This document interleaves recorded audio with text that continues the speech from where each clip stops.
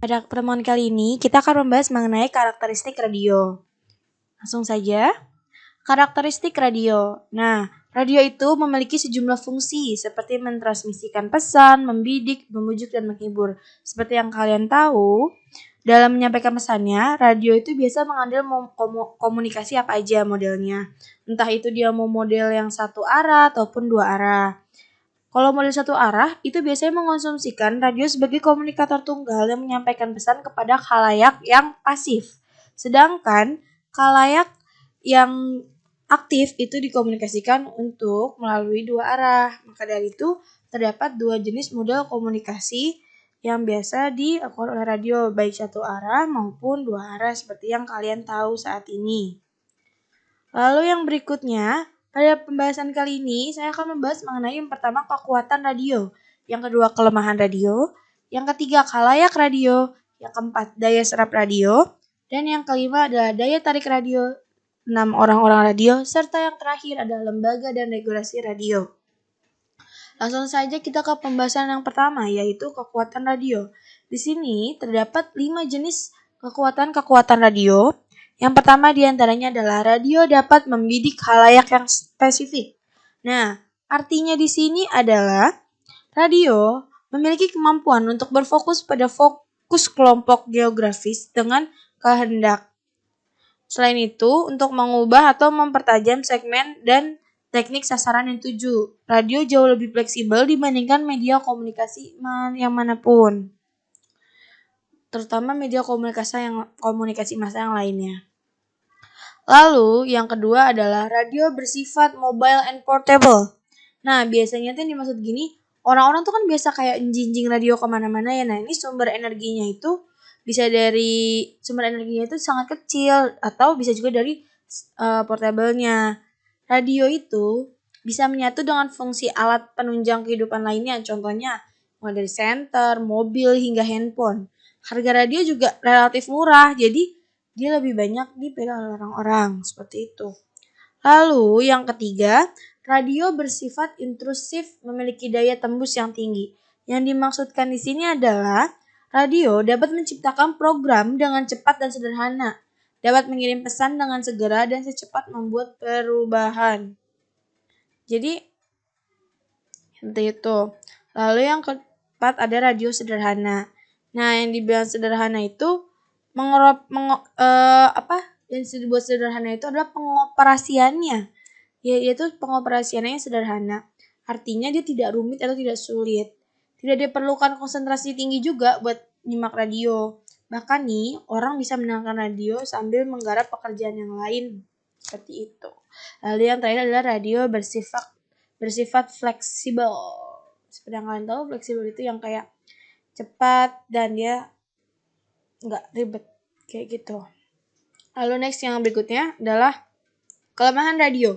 Di sini terdapat 3 kelemahan radio yang dipaparkan oleh Meske pada tahun 2003, yaitu tentang kelemahan radio. Yang pertama, radio is aural only. Satu-satunya cara yang diadakan radio untuk menyampaikan pesan adalah seperti lambang ini, yaitu bunyi. Radio tidak dilengkapi dengan kemampuan untuk menyampaikan pesan lewat gambar atau visual. Untuk membayangkan kejadian sesungguhnya, orang-orang nih pada dasarnya menggunakan teater imajinasi sendiri. Jadi, ketika mereka mendengar sesuatu dari radio, maka mereka akan menggambarkan imajinasi mereka sendiri. Lalu yang kedua, yaitu ada radio message are short life, yang mana pesan radio hanya sebentar atau short life. Jadi yang dimaksud short life di sini adalah dia one way, satu arah, yaitu dia sifatnya satu arah. Jadi apapun yang sudah dikatakan ketika siaran ataupun yang dipaparkan dalam radio tidak dapat ditarik kembali. Jadi langsung kepada pendengarnya seperti itu karena mereka bersifat satu arah.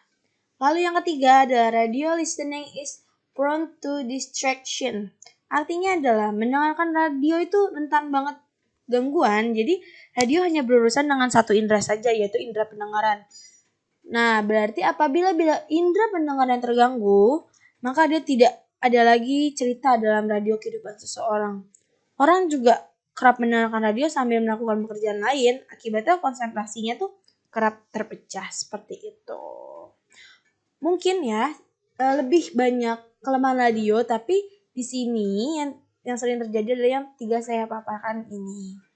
Lalu lanjut ke pembahasan berikutnya, yaitu khalayak radio. Di sini terdapat 3 khalayak radio. Yang pertama adalah tidak ada khalayak radio yang betul-betul loyal. Mereka bisa berpindah saluran dengan mudah berkat kemudahan teknologi. Seperti itu. Yang dimaksudkan adalah mereka bosan nih dengerin radio apa aja. Ya mereka tinggal putar channel yang lain. Atau mereka jenuh dengerin celoteh penyiarnya. Atau acaranya kurang menarik, mereka bisa ganti ke channel-channel yang lain. Jadi mereka tuh tidak ada yang betul-betul loyal atau setia. Seperti itu. Lalu yang kedua adalah khalayak radio hanya mau yang ringan-ringan. Coba deh kamu tanyain sama orang-orang di sekitar kamu, ini biasa kalau dengerin radio apa? Pasti jawabannya cuma 2. Kalau enggak untuk lalu lintas, untuk musik. Karena mereka ingin mendengarkan informasi itu yang lewat telinga, tidak terlalu berat. Mereka ingin yang kayak santai-santai atau yang tidak pembahasannya begitu rumit. Lalu yang terakhir yang ketiga adalah khalayak radio rendah daya konsentrasinya. Yang dimaksudkan di sini adalah radio hanya sambil lalu saja. Jadi radio memang bisa menembus ruang-ruang di mana orang lain gak bisa masuk. Contoh ya, kalian dengerin radio di mobil, itu bisa kan? Media lain gak bisa masuk, kayak TV kan gak bisa dimasuk. Bukan yang gak bisa sih, sinyal-sinyal tidak bisa menembus di mobil, seperti itu. Nah, tapi bukan tidak dibutuhkan konsentrasi yang tinggi untuk menyimak radio. Bukan kali khalayak hanya mau meringan-ringan saja di radio. Artinya, yang didengar khalayak adalah hal yang tidak terlalu penting atau paling tidak membutuhkan konsentrasi. Lalu pembahasan yang berikutnya adalah daya serap informasi radio. Kita hidup di mana situasi media tidak hanya 1-2 buah aja, tapi banyak atau ribuan jumlahnya. Jadi bisa dibilang ini kita dikepung sama media. Terdapat jenis media yang berbeda-beda untuk setiap indera yang dimiliki oleh manusia. Atau dengan kata lain, setiap indera dilayani oleh media yang berbeda-beda. Nah, yang di sini daya serap informasi radio ini adalah sebuah eksperimen psikologis yang dilakukan oleh Alfred Mehlberg 1996, berusaha memetakan bagaimana kadar makna atau ketersiapan informasi yang bisa diperoleh dari sekian banyak berita. Berdasarkan data statistik yang dihasilkan dari sampel yang luas, diperoleh formulasi sebagai berikut. 7% of meaning is in the world are that spoken. 38% of meaning is parallelistic. 55% of meaning is infactual expression.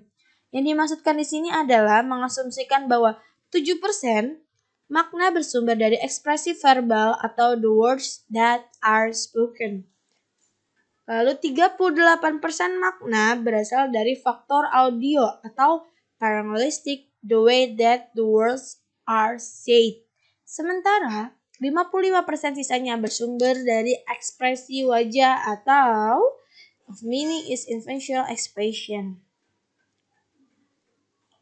Radio adalah media yang menyampaikan pesan menggunakan sarana audio. Maka keterserapan informasi atau kemampuan pendengar memaknai radio tidak lebih dari 38% saja. Siapapun yang berurusan dengan radio, terlebih yang terlibat dalam aspek produksi pesan, mesti mengingat hal ini. Lalu, yang berikutnya adalah daya tarik radio. Nah, tanpa gambar sebagai alat bantu visual, maka satu-satunya media yang digunakan radio untuk menyampaikan pesan adalah suara. Seperti kalian lihat dari gambar, radio itu hanya sekedar menghantarkan bunyi. Visualisasi kesan yang dibentuk berdasarkan pendengaran atas bebunyian radio ada di dalam benak sang pendengar sendiri. Pendengar, dengan kata lain, yang menciptakan theater of mind dalam benaknya berdasarkan apa yang sudah didengarnya. Seperti itu. Lalu berikutnya adalah 3 komponen dalam bunyi radio. Yang pertama yaitu voice atau words. Voice atau words yang terangkai dalam narasi penyiar merupakan salah satu daya tarik radio.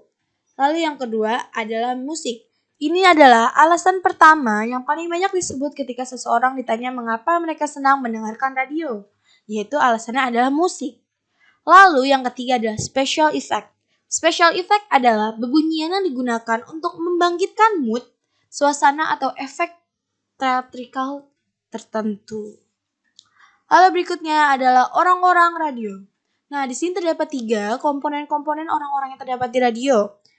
Yang terdiri dari yang pertama adalah produksi.